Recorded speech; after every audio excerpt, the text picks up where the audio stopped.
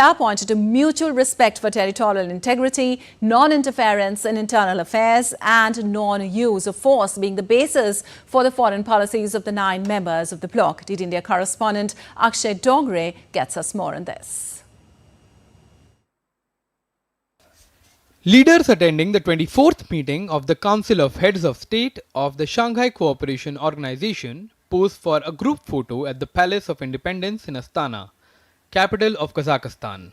Chinese President Xi Jinping, Russian President Vladimir Putin, Kazakhstan President Kassym-Jomart Tokayev, Indian External Affairs Minister S. Jaishankar, and leaders from other member countries participated in an in-depth exchange of views to deepen cooperation across the board under the evolving geopolitical landscape, to address major international and regional issues of the day, and plan for the future development of the SCO. From the Indian side, the External Affairs Minister who led the delegation delivered Prime Minister Narendra Modi's remarks at the SCO summit, which called for finding common ground to mitigate the consequences of ongoing conflicts and tensions, respect for sovereignty, independence, territorial integrity of nations, a united fight against terrorism, isolation and exposure of those countries that harbor terrorists, provide safe havens and condone terrorism, joint efforts against climate change.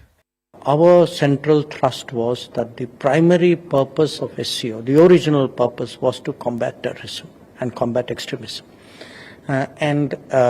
We therefore got an endorsement today very explicitly combating terrorism, all forms and manifestations, including cross-border terrorism, terror financing, harboring terrorists.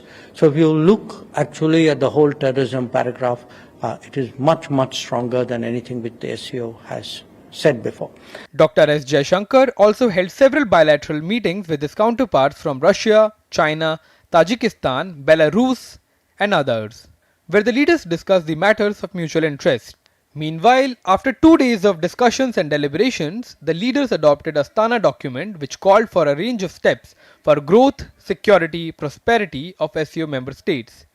These steps included a comprehensive reform of the United Nations to strengthen its authority, strict adherence to the nuclear non-proliferation regime, strict prohibition of the development and production of biological and toxic weapons, outer space to be free from weapons. The Shanghai Cooperation Organization, with its steady expansion over the past several years, has become a multinational forum of true global importance. However, how the member states alleviate each other's concern, work towards resolving differences and work towards each other's mutual benefit will actually be a determining factors of the true success of the SCO.